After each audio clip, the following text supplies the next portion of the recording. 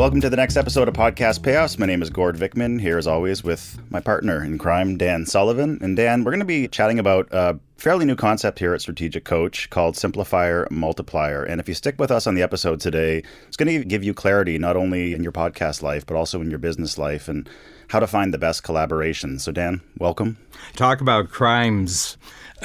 Gord, one of the things that I notice that makes for a really bad show, whether it's a live show, a recorded show, an online show like the one that we're doing right now, is where you have partners who aren't partners. Mm-hmm. In other words, that they actually compete with each other for the right to be talking, and they don't help each other out. Can you give any insight, because you watch this from actually being a performer on live radio and also watching other shows put together, and then connect that to Simplifier, Multiplier, that might have been the problem, that both of them were either a simplifier or both of them were a multiplier? Sure. So everybody has a role. When you think about sitcoms, think back to the 80s, okay? You have, in the 90s, you have Seinfeld, okay?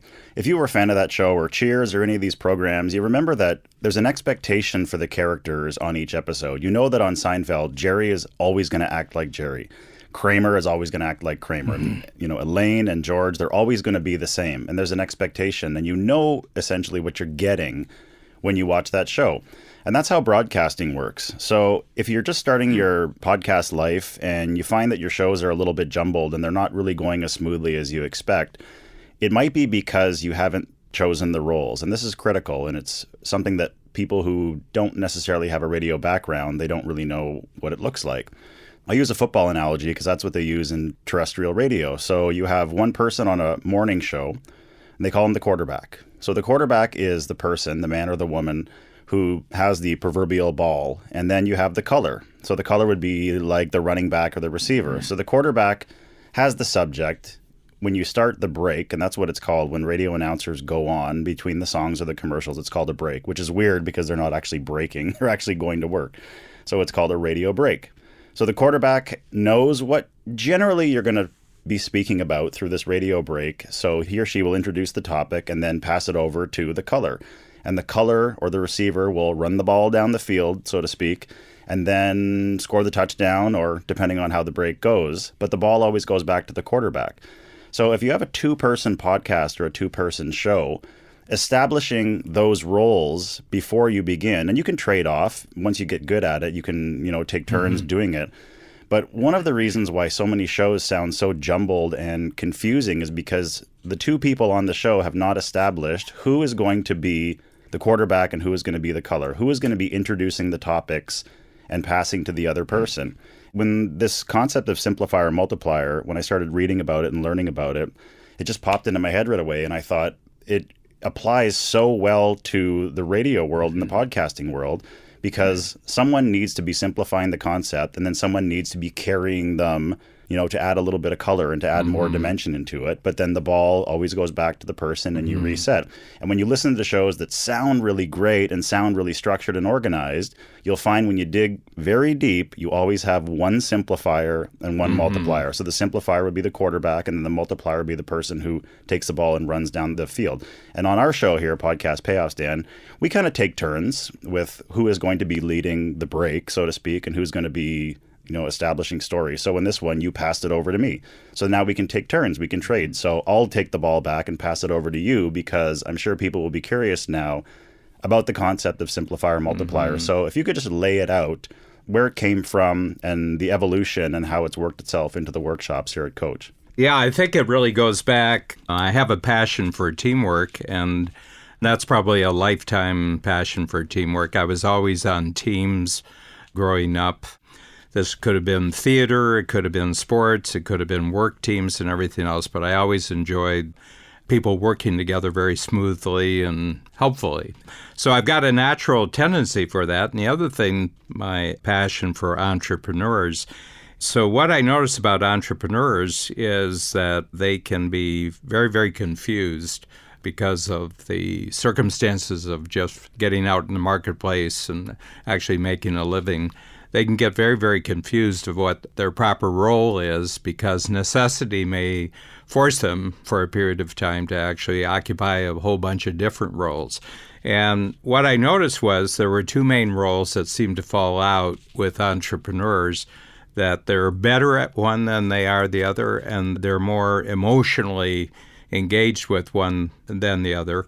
And the first one I call Simplifier. Simplifier simply means that your first instinct towards any situation that you encounter is to immediately label it as too complicated, and it has to be made simple. And that's the story of my life, Gord. I don't care what it is. I walk in and I'll just have everybody talking, or they'll describe what's going on. And I said, oh, way, way, way too complicated. We got to get this a lot simpler. Doesn't matter what, that's my approach to everything. Not even in your business life, but in the personal life too. Restaurant menus. Oh, yeah. I mean, it takes me about 15 seconds upon opening any menu in any restaurant to know exactly what I'm going to have. People say, you haven't looked at the whole menu. I say, I didn't have to. I found something I can pick right away, and I know it's going to be good. The other person, the other role among entrepreneurs is what we call a multiplier. And multipliers are not trying to make things simple. They're looking for simplifiers that they can run with and tell everybody about. And a good example would be like a famous franchise chain like McDonald's, where two brothers had created a hamburger concept and really worked at it, but not more than one or two restaurants, and kept talking about how this would take over the world, but never actually took any of the action that would actually make it take over the world. And then they hired somebody, Ray Kroc, and Ray Kroc came along, and he was a multiplier, so he didn't want to improve their model at all. He simply wanted to take the model that they had already simplified and get it out to the world. And it became one of the greatest franchise success stories in human history. And same thing with Starbucks, another very famous world-dominating chain. Howard Schultz worked for a company called Starbucks, and they sold wholesale coffee to just the very, very early growing industry of espresso restaurants, mostly Italian restaurants. So what he did is that he really explored what Europeans were doing with this in other countries where they had espresso restaurants. And he said, not only are people not drinking espresso at home, they're not drinking it in public. So he started saying, we're going to actually take this way beyond beans, just getting the beans. We're actually going to create the delivery system, the distribution system with Starbucks cafe restaurants. So he bought out the wholesalers and established he liked the brand. They had a brand. They had the mermaid brand that the logo was already there. So then the rest is history. And I can remember the first restaurants after they started in Seattle. It was in Vancouver. Vancouver was the second geographic spot where Starbucks, and they had two cafes, one on opposite corners, and all the artsy-fartsy weird people went to one, and all the motorcyclists went to the other one, and they were opposite. And you either went to one or you went to the other, but you didn't switch back and forth. But anyway, so those are examples. Ray Kroc and Howard Schultz are multipliers of other people's simplifiers. When you look at the entrepreneurial teams of all the people that we have, all the clients that we have here at Coach, can you establish immediately, can you just look and it just comes to you right away who's the simplifier, who's the multiplier? Can you pick them out? Yeah, usually I can, and it happens in conversation where the person will immediately give it away. I mean, if you say something, you say, go over that again. I'm not quite getting it clear. No multiplier ever needs you to go over it again. They already got the idea, correct or incorrect. They already got the idea that they can go out and tell other people with. A multiplier will say, oh, wow, I know somebody who could use that. Oh, that's really, really great. Oh, you know what you should do with that? No simplifier ever says, you know what you should do with that. And it needs refinement. It needs to be simpler, and everything like that. The thing is that if you put two multipliers together, it's chaos. if you put two simplifiers together, you never hear from them because they're in a room alone somewhere, mutually driving each other crazy with it's not simple enough yet. So my feeling is that it really shows you that the world is putting different roles together to create something that's bigger than both of them, and certainly something bigger than either of them could have created on their own. I think it's a huge concept because I had never considered it and I never really thought about it. But you can actually look at business successes and huge corporations and entrepreneurial successes. There's always the multiplier and there's always the simplifier. How does that work if someone's working by themselves? Let's say one multiplier by himself. Is that going to be not as effective, obviously, as having that simplifier? And what if a simplifier, because you said if you had never met Babs, good segue into your ultimate multiplier, your ultimate teamwork. If you had never met Babs, you would be working on version 50 of the strategy circle in an apartment and worried about the rent. Worried about the rent and bemoaning the fact that wine bottles don't go as far as they used to go. I think that, first of all, they are different. And one thing is that multipliers like other multipliers, but simplifiers don't necessarily like other simplifiers. Okay, so if I'm the simplifier in the room, I don't need a second one.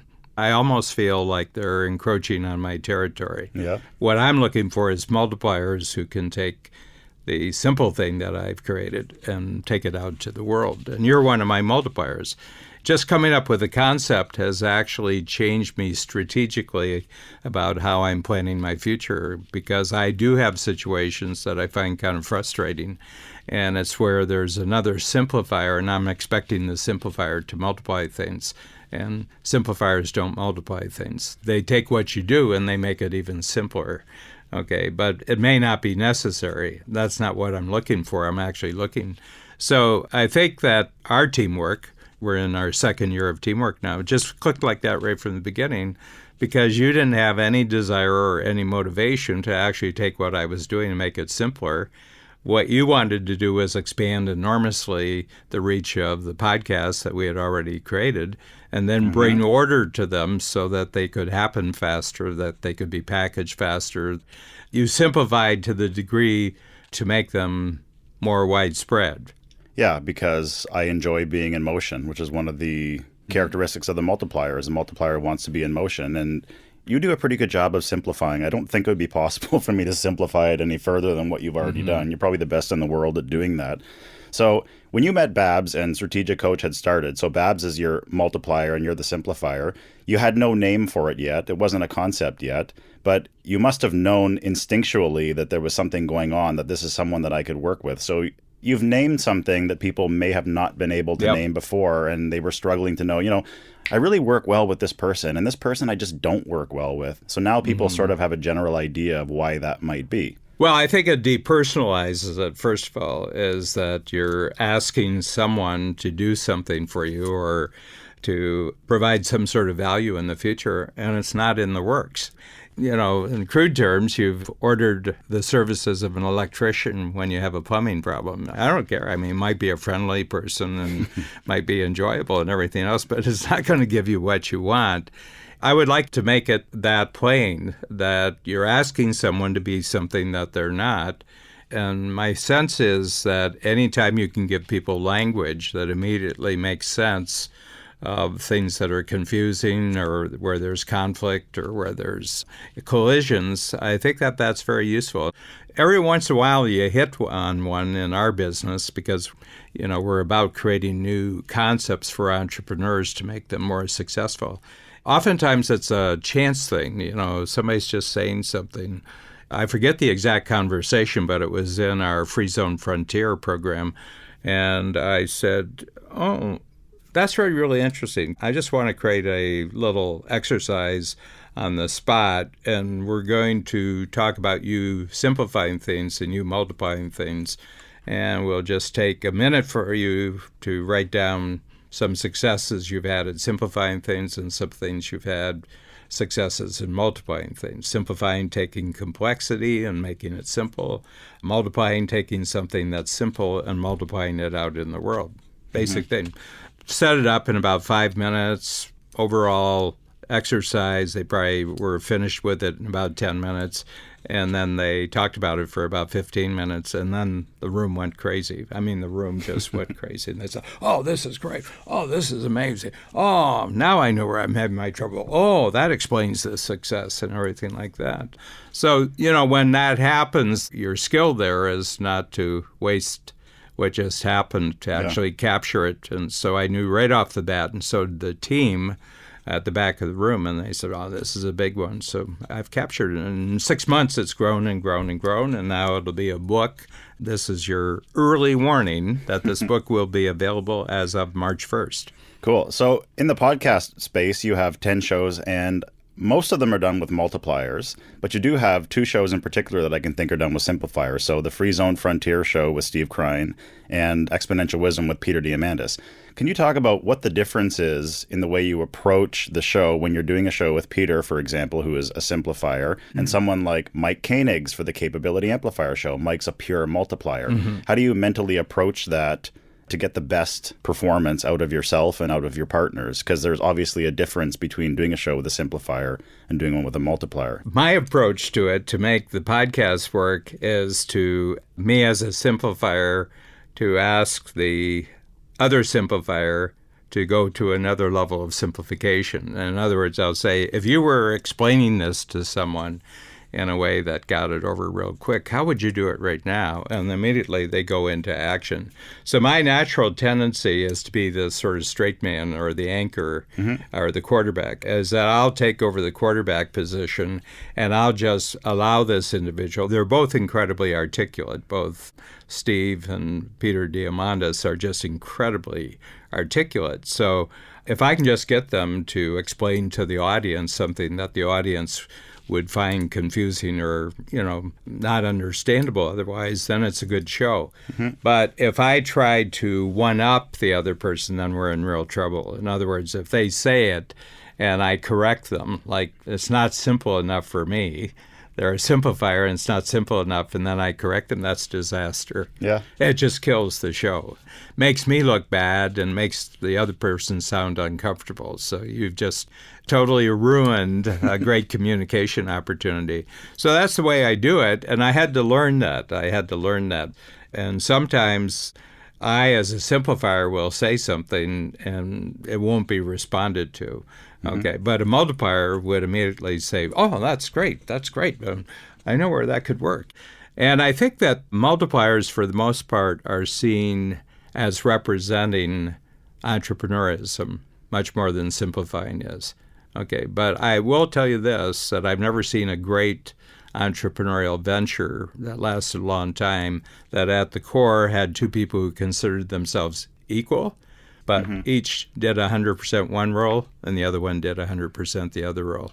I've been thinking about this concept a lot because I think about the way that it works, again, not only with entrepreneurism, but in the broadcast world as well. When you have shows, just to recap, every show that makes any sense at all, you have one person who's the quarterback and then one person who's the color, one person who's the simplifier and the multiplier. It works also for music too, with bands. When you have 5 band members in the same band who all want to be the same role, the band tends to break up pretty quickly. Politics, exactly. You have sports. Yeah.